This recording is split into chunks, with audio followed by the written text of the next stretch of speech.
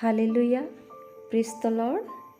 ପ୍ରିୟମାନେ, ଆଜି ଆମ୍ଭମାନଙ୍କର ସ୍ୱଭାବକୁ ନେଇକି ଗୋଟିଏ ବାକ୍ୟ ଆମେମାନେ ପଢ଼ିବା। ଓକେ, ଶୁଣନ୍ତୁ। କଲୋସିୟ 4 ପର୍ବର 6 ପଦରେ ଲେଖାଯାଇଅଛି, ତୁମ୍ଭମାନଙ୍କ ବାକ୍ୟ ସର୍ବଦା ମନୋହର ପୁଣି ଲବଣରେ ସ୍ୱାଦଯୁକ୍ତ ହେଉ, ଯେପରି କାହାକୁ କିପରି ଉତ୍ତର ଦେବାକୁ ହୁଏ ତାହା ଜାଣିପାର। ତ ପ୍ରିୟମାନେ, ଆମେ ସମସ୍ତେ ଜାଣିଅଛୁ ଯେ ଲବଣ ଲୁଣକୁ କୁହାଯାଇଥାଏ କି ନାହିଁ।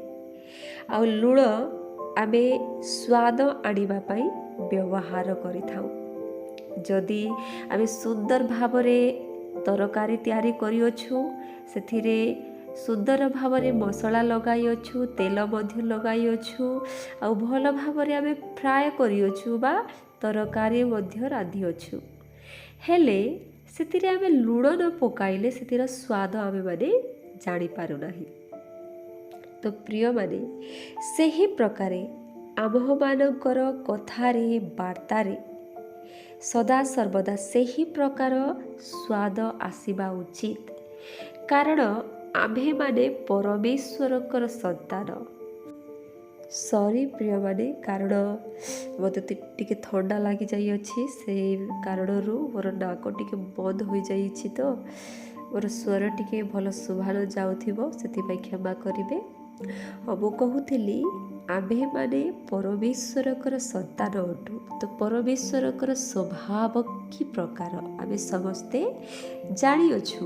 ତାଙ୍କରି ଏହି ବାକ୍ୟକୁ ପଢ଼ି ସମସ୍ତେ ମୋଟିଭେଟ୍ ହୋଇଥାଉ, ଇନ୍ସପିରେସନ୍ ପାଇଥାଉ। ଅନ୍ଧକାର ପଥରେ ଯଦି ଯାଉଅଛୁ, ତାହେଲେ ଫେରିକି ଆଲୁଅ ପଥରେ ଆସିଥାଉ। ଏହି ପରମେଶ୍ୱରଙ୍କର ବାକ୍ୟ ଆମକୁ ଅନେକ ପ୍ରକାର ଜ୍ଞାନ ଓ ବୁଦ୍ଧି ଦେଇଥାଏ। ତ ସେହି ପ୍ରକାରେ ପ୍ରିୟମାନେ, ଆମେ ଯଦି ପରମେଶ୍ୱରଙ୍କର ସନ୍ତାନ ବୋଲି ନିଜକୁ ଭାବୁଅଛୁ ବା ଅନ୍ୟ ଲୋକଙ୍କ ପାଖରେ ସ୍ୱୀକାର କରୁଅଛୁ, ତାହାହେଲେ ଆମମାନଙ୍କୁ ପରମେଶ୍ୱରଙ୍କର ସେହି ସ୍ୱଭାବକୁ ଧାରଣ କରିବାକୁ ହେବ। ଯେ ପ୍ରକାରେ କି ଗୋଟିଏ ଏକ୍ଜାମ୍ପଲ୍ ଦେଇକି ମୋର ଏହି କଥାକୁ ଶେଷ କରିବି। ଯେଉଁ ପ୍ରକାରେ ଆଜି ମୋତେ ମୋର ଝିଅ ଗୋଟିଏ କ୍ୱେଶ୍ଚନ୍ ପଚାରିଲା, ମୋତେ ବହୁତ ଭଲ ଲାଗିଲା ଯେ ମମ୍, ଯେଉଁ ରିଚ୍, ମିଡିଲ୍ ଆଉ ପୁର୍ ଏହିସବୁ କିଛି କ୍ଲାସେସ୍ ଯେଉଁ ଦିଆଯାଇଛି, ଏହା କେଉଁ ପ୍ରକାରେ ଯୋଡ଼ାଯାଏ ଯେ ଜଣେ ରିଚ୍ ଅଟେ, ଜଣେ ମିଡିଲ୍ ଅଟେ ଆଉ ଜଣେ ପୁର୍ ଅଟେ ବୋଲିକି। ମୋର ଆନ୍ସର୍ ଥିଲା ପ୍ରିୟମାନେ, ଯେ ପଇସାକୁ ଦେଖିକି ଆଉ ଗୃହକୁ ଦେଖିକି।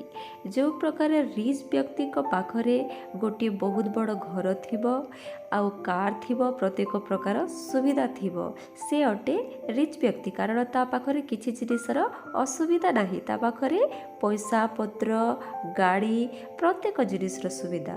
ଆଉ ମିଡ଼ିଲ୍ କ୍ଲାସ୍ର ବ୍ୟକ୍ତି, ତା ପାଖରେ ମଧ୍ୟ କିଛି ପ୍ରକାର ଅସୁବିଧା ନାହିଁ, ହେଲେ ସେହି ରିଚ୍ ବ୍ୟକ୍ତି ପ୍ରକାର ନଥାଏ, କିଛି ତ କମ୍ ଥାଏ, ସେଥିପାଇଁ ତାକୁ ମିଡ଼ିଲ୍ କୁହାଯାଇଥାଏ। ଆଉ ଯେଉଁ ବ୍ୟକ୍ତି ପୁର୍ ଥାଏ, ସେ ଗୋଟିଏ ଚାଷୀ ହୋଇଥିବ ବା ଛୋଟିଆ ମୋଟିଆ ବିଜନେସ୍ କରି ତା'ର ଜୀବନଯାପନ କରୁଥିବ, ବା ତା'ର ଗୃହ ମଧ୍ୟ ବହୁତ ଛୋଟ ଥିବ। ସେ ସବୁ କିଛି ଦେଖିକି ଆମେମାନେ ତାକୁ କହିଥାଉ ଯେ ଗୋଟିଏ ପୁର୍ ବ୍ୟକ୍ତି ବୋଲି। ତ ଏସବୁ କିଛିରେ ସେହି ପଇସା ହିଁ ଆସୁଛି ପ୍ରିୟମାନେ। ତ ଏହି ପ୍ରକାରେ ଆମ୍ଭମାନଙ୍କର ଆମ୍ଭମାନଙ୍କର ସ୍ୱଭାବ ମଧ୍ୟ ଅଟେ ପ୍ରିୟମାନେ, ଯେ ଆମେ ଲୋକଙ୍କ ସହିତ କେଉଁ ପ୍ରକାରେ କଥାବାର୍ତ୍ତା ହେଉଛୁ, ଆମର ସ୍ୱଭାବ କେଉଁ ପ୍ରକାରର, ତାହା ଅଟୋମେଟିକଲି ଲୋକଙ୍କ ପାଖକୁ ଆସିଯାଇଥାଏ ଯେ ସତ୍ୟରେ ଆମେ ପରମେଶ୍ୱରଙ୍କର ସନ୍ତାନ ଅଟୁ ବା ସାଂସାରିକ ମନୁଷ୍ୟ ଅଟୁ।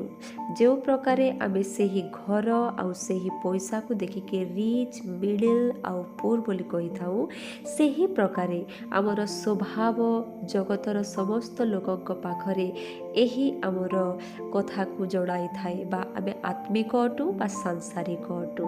ତ ପ୍ରିୟମାନେ, ଏହି ବାକ୍ୟ ଆଜି ଆମମାନଙ୍କୁ ପରମେଶ୍ୱର ଦେଇଅଛନ୍ତି ଯେ ତୁମମାନଙ୍କ ବାକ୍ୟ ସର୍ବଦା ମନୋହର ପୁଣି ଲବଣରେ ସ୍ୱାଦଯୁକ୍ତ ହେଉ। ତ ପ୍ରିୟମାନେ, ଆମମାନଙ୍କର ବାକ୍ୟ ଏହା ବହୁତ ଇମ୍ପୋର୍ଟାଣ୍ଟ ଅଟେ। ବାକ୍ୟ କହିଲେ ଆମମାନଙ୍କର ମୁଖରୁ ବାହାରୁଥିବା ଶବ୍ଦ, ଏହି ଶବ୍ଦରେ ବହୁତ ତାକତ ଅଛି। ଏହି ଶବ୍ଦରେ ଆମେ ଲୋକଙ୍କୁ ଅନେକ ପ୍ରକାର କଥା କହିକି ତାକୁ ରୋଗାକ୍ରାନ୍ତ ମଧ୍ୟ କରିପାରୁ, ଆଉ ଗୋଟିଏ ରୋଗୀ ବ୍ୟକ୍ତିକୁ ମଧ୍ୟ ଏହି ଶବ୍ଦରେ ଆମେ ସୁସ୍ଥ ମଧ୍ୟ କରିପାରୁ। ପ୍ରିୟମାନେ, ତ ଶବ୍ଦର ବହୁତ ବଡ଼ ଇମ୍ପୋର୍ଟାଣ୍ଟ ଆମମାନଙ୍କର ଲାଇଫ୍ରେ।